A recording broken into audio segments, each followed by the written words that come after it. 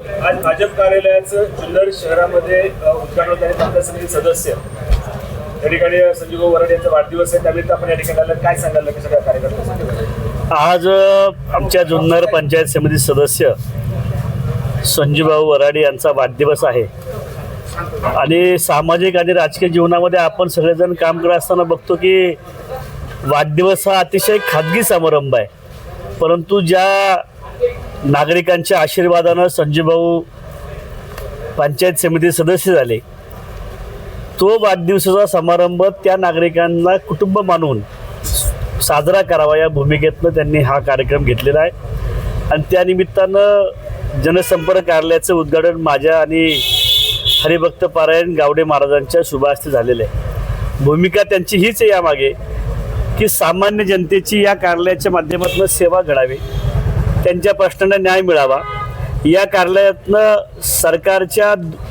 योजना केंद्र आणि राज्याच्या या जनतेपर्यंत पोहोचवाव्यात या भूमिकेतनं हे कार्यालय त्यांनी उद्घाटन केलं आहे. त्यांचं मी अभिनंदन करतो की वाढदिवसाच्या एका चांगल्या दिवशी त्यांनी समाजाची सेवा करण्यासाठी, लोकांना स्वतः उपलब्ध होण्यासाठी या कार्यालयाची स्थापना केली, त्याबद्दल त्यांचं अभिनंदन करतो. उत्तर जिल्ह्यामध्ये कमी यश मिळते, त्यामध्ये आपली व्यवस्था कशी असणार? बघा, भारतीय जनता पार्टी जगातला सगळ्यात एक नंबरचा पक्ष आहे. राज्यासह अनेक राज्यामध्ये भारतीय जनता पक्षाचं सरकार आहे. पुणे जिल्ह्यामध्ये सुद्धा भारतीय जनता पार्टीची एका काळी पालकमंत्री राहिलेलं आहे, परंतु काही कारणास्तव पुणे जिल्ह्याचं पालकमंत्री आता भारतीय जनता पक्षाकडे नाही. तुमचं म्हणणं खरं आहे की या तालुक्यामध्ये थोडी भारतीय जनता पक्षाची ताकद कमी आहे आणि कदाचित ती ताकद वाढवावी यासाठीचाच कदाचित अशा पद्धतीचा दौरा माझा असू शकतो. कारण मी राज्याचा युवकांचा अध्यक्ष राहिलो, आता राज्याचा ओबीसी मोर्चाचा अध्यक्ष आहे. पण माझं दायित्व आहे की माझ्या संघटनेतल्या कार्यकर्त्यांना ताकद द्यावी, त्यांच्या कार्यक्रमांना उपस्थित राहून त्या कार्यकर्त्याच्या मागे उभं राहावं आणि कदाचित मी ज्या पद्धतीनं घडलो की माझ्या नेतृत्वानं अशाच पद्धतीनं माझ्या मागे उभं राहिले आणि म्हणून मी कदाचित हडपसर विधानसभेमध्ये इतिहास घडलो की पहिल्यांदा मी आमदार त्या भारतीय जनता पक्षाचा त्या ठिकाणी झालो आणि वारंवार प्रवास करून कार्यकर्त्याचे संबंध ठेवून जनतेपर्यंत पोचून नजीकच्या काळामध्ये भारतीय जनता पक्षाची ताकद या तालुक्यामध्ये आम्ही नक्की वाढू. भविष्यामध्ये आता संजय वराडेच्या ताकद मिळेल का आपल्याला?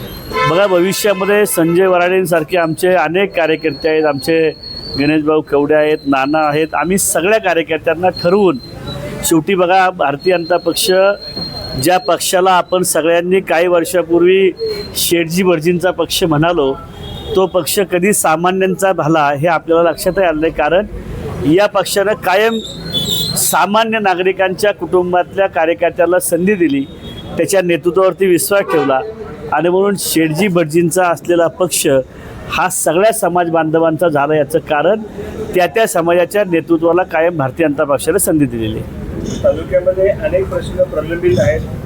पक्षाचं कणखर नेतृत्व भाजपचं तालुक्यामध्ये त्यामध्ये कार्यरत दिसत नाहीये. आता नवोदित सदस्य या ठिकाणी संजीवभाऊ आहेत, गणेश शेठ आहेत, नगरपालिकेचे 2 नगरसेवक आहेत. एकंदरीत या सगळ्या तालुक्यासाठी विकासाच्या वाटा कशा मिळवतात?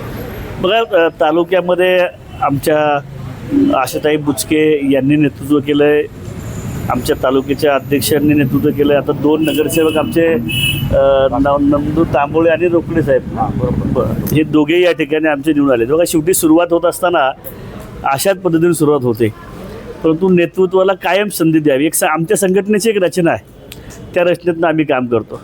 त्यामुळे एक नेतृत्व हे भारतीय जनता पक्ष केव्हा मानत नाही. संघटनेचे पदाधिकारी हे नेतृत्व असून त्या सगळ्या संघटनेच्या ताकदीला पदाधिकाऱ्यांना आम्ही ताकद देण्याचा प्रयत्न करू. जुन्नर तालुक्यामध्ये आदाळीचा एक प्रकल्प या ठिकाणी घालतोय आणि त्याला प्रचंड मोठ्या प्रमाणात विरोध होतो, परंतु भारतीय जनता पार्टी त्या ठिकाणी त्यांची कोणी पदाधिकाऱ्यांपर्यंत भेट दिलेली आहे, लक्षात येत नाहीये. आपण आता त्या ठिकाणी भेट देणार आहात का? नाही, मला आत्ता मी ज्यावेळेस प्रवासाला सुरुवात केली या विषयाची मला माहिती नव्हती.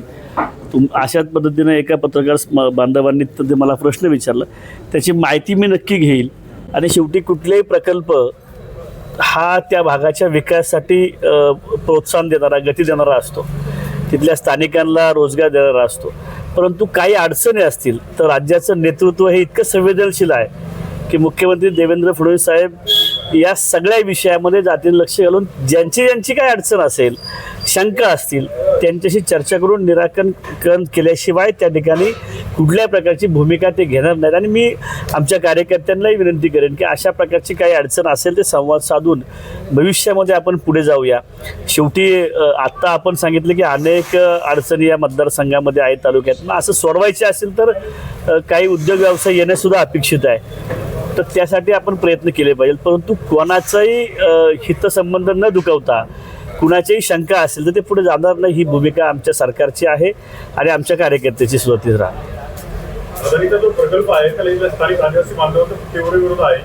तर एक युवक जो आहे सोरठवासी तो इथे चौकात गेले 8 दिवस उपोषण करतो आपण त्या ठिकाणी भेट देणार आहात का प्रश्न मार्गी लावणार? मी आत्ता एका वेगळ्या कार्यक्रमासाठी आलेलो आहे. याच्यातनं वेळ मिळाला तर नक्की त्या ठिकाणी भेट देईल. कात्रज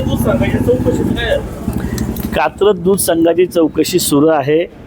मी विधानसभेच्या अधिवेशनामध्ये कात्रज दूध संघाचे बोगस दूध संस्था याची चौकशी करावी ते करत असताना त्याच्यामध्ये चौकशी समितीमध्ये FDIचा अधिकारी नेमावा ही भूमिका मांडल्याने त्या अधिकाऱ्याची नेमणूक आता होती आहे आणि ती नेमणूक झाली की सलग चौकशी आत्ता सुरू होईल. सर, ती चौकशी खूपच संतगतीने सुरू आहे असं वाटत नाही? नाही, असं नाही. मी स्वतः त्याच्यामध्ये लक्ष घातलेलं आहे. त्याच्या 2 बैठका झाल्या, चौकशी झाली आहे. FDIचा अधिकाऱ्याची नियुक्ती झाल्यानंतर पुन्हा सखोल चौकशी सुरू आहे. सर, या परिसरातल्या ज्या दूध भेसळीच्या बातम्या आल्या, राष्ट्रवादीशी संबंधित अनेक लोकांना अटक देखील झाली, तुम्हाला काय वाटतं? नाही का, शेवटी असं आहे, भेसळ करत असताना तो कुठल्या पक्षाचा आहे कुठला आहे हा विषय महत्त्वाचा नाही. नागरिकांच्या आरोग्याची काळजी घेणं हे महत्त्वाचं आहे. आणि अशा प्रकारचं जर काही भेसळ आढळले असेल तर निश्चितपणे ते अतिशय चुकीचं आहे. त्या विषयामध्ये चौकशी होईल, तपास पुढे जाईल आणि योग्य ती कारवाई होईल. Yes, thank you.